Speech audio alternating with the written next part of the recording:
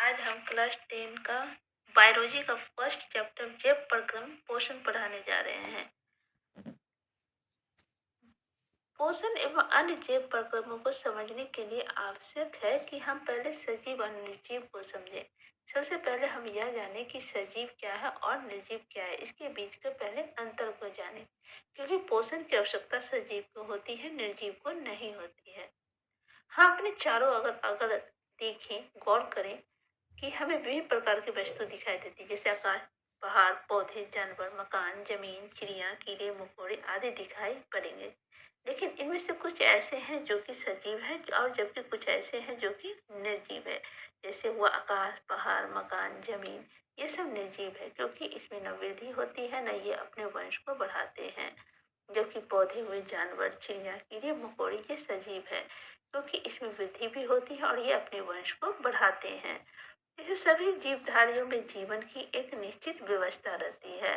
जितने भी जीवधारी हैं, जैसे वो कीटाणु हो या बैक्टीरिया हो या फिर जीव जंतु हो या पेड़ पौधे ही हो, ये सब सजीव है और इसके जीवन की एक निश्चित व्यवस्था है कि वो कैसे अपनी जिंदगी का यापन करेंगे। इनमें पोषण के भी अलग अलग ढंग से आवश्यकता होती है। ऐसा नहीं है कि एक जीव में जो पोषण की आवश्यकता वो दूसरे में भी हो। इसमें जीवन संबंधी विभिन्न कार्यों का संपादन होता है और ये अपने जीवन संबंधी कार्य का अच्छी तरह से संपादन यानी कि पूर्णतः संपन्न करते हैं। जीवों में संपन्न होने वाली इस जैविक प्रक्रिया यानी बायोलॉजिकल प्रोसेस का मतलब जैसे कि हमको सांस लेना, भोजन ग्रहण करना, हमारे में जो वृद्धि होती है, हम जो छोटे से बड़े होते हैं या वंश में वृद्धि जो होती है, एक से दो, एक पीढ़ी का दूसरे पीढ़ी में गुण जाना, ये सब बायोलॉजिकल प्रोसेस होते हैं। इससे हमें पता चलता है कि हम सब सजीव हैं या पेड़ पौधे सजीव हैं, क्योंकि एक बीज से दूसरा जो बीज जन्म लेते पौधे, तो आम के गुठली से आम का ही पौधा जन्म लेता है, ना कि सेब का पौधा। तो ये क्या है, ये एक बायोलॉजिकल प्रोसेस है। जिसमें भी बायोलॉजिकल प्रोसेस लागू होता है वे सब क्या है, वे सब सजीव होते हैं। उदाहरण के तौर पर अगर हम चिड़िया को देखते हैं, वो उड़ रहा है, अगर जानवर को देख रहे हैं कि वो दौड़ रहा है, ये क्या है, ये एक बायोलॉजिकल प्रोसेस है। सोए हुए जीवों में अगर कोई जीव सोया है तो उसका श्वसन जो चलती है, वो जो सांस लेता है, ये क्या है, ये एक बायोलॉजिकल प्रोसेस है जो बताता है कि यह सजीव है। शरीर में होने वाली सजीव पौधे, शरीर में होने वाली ये जो गति है, जो हमारे शरीर में जो गति होता है, सांस लेना और या फिर दौड़ने की, जो हम लोग दौड़ते हैं, या जो भी बायोलॉजिकल प्रोसेस या हमारी जो तंत्रिका वर्क करती है, जिसकी वजह से हम अपने हाथ को मूव करते हैं, जो भी गति करते हैं आदि का अवलोकन से यह ज्ञात होता है कि हम सजीव प्राणी हैं। ये पेड़ पौधे जो बढ़ते हैं, इसमें जो पोषण की आवश्यकता है, वो जो जल को मिट्टी से खींचते हैं, जाइलम फ्लोएम जो अपना वर्क करता है, यानी बायोलॉजिकल प्रोसेस जो लगाता है, जो गतियां होती है, ये सब सजीव के लक्षण है। पौधे भी समय के साथ साथ एक छोटे बीज से बड़े वृक्ष में जो परिणत, मतलब बदल जाते, परिणत का मतलब होता है बदल जाते हैं, बीज से वो वृक्ष बन जाता है। तो ये एक बायोलॉजिकल प्रोसेस द्वारा ही होता है।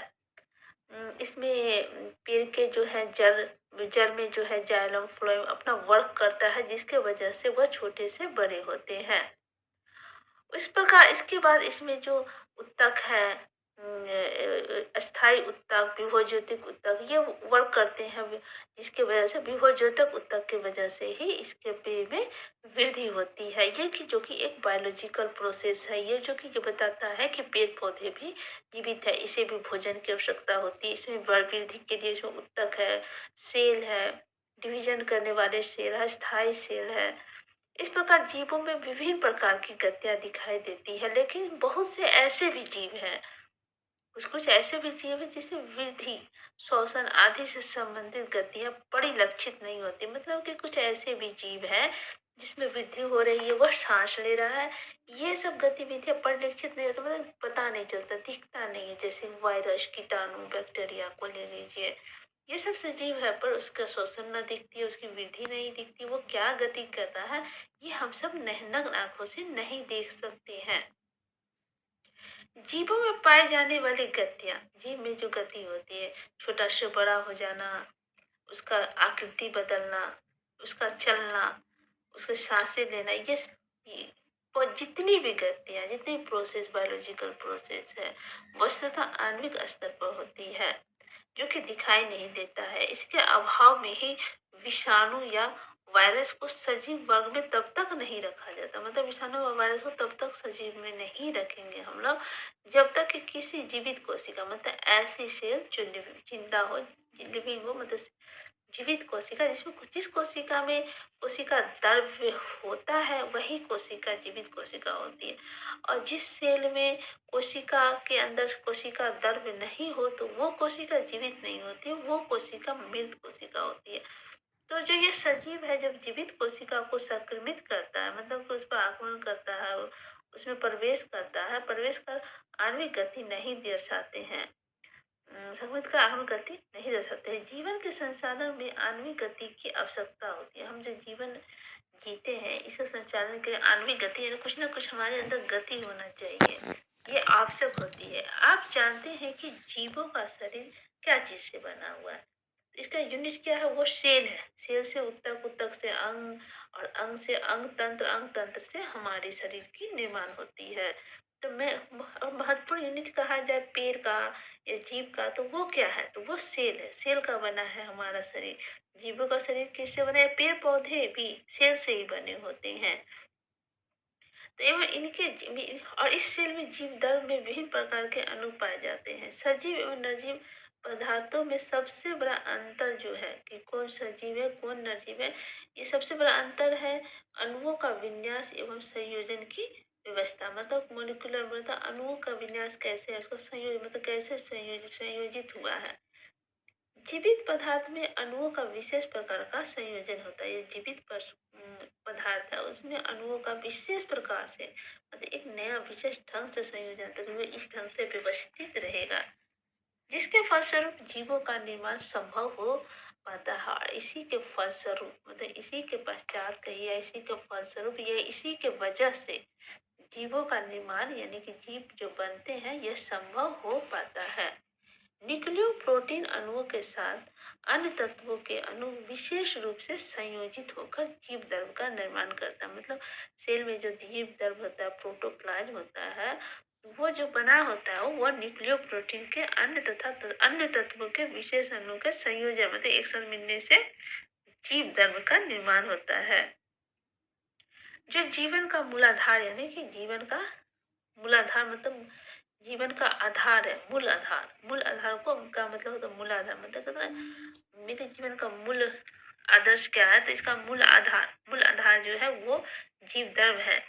जीव धर्म में सजीवों के सारे गुण विद्वान होते हैं, मतलब कि कोशिका में जो कोशिका धर्म होता है जिसे जीव धर्म कहते हैं, इसमें वो सारे गुण विद्वान रहते हैं, जिसमें उपस्थित विभिन्न अणुओं की इसी विशेष व्यवस्था एवं गति को आणविक गति कहते हैं। ये जो गति है इसे क्या कहेंगे? आणविक गति कहते हैं, जिसका निर्जीवों में अभाव होता है। पर ये आणविक गति जो है सिर्फ सजीव में होता है, निर्जीव में नहीं होता है।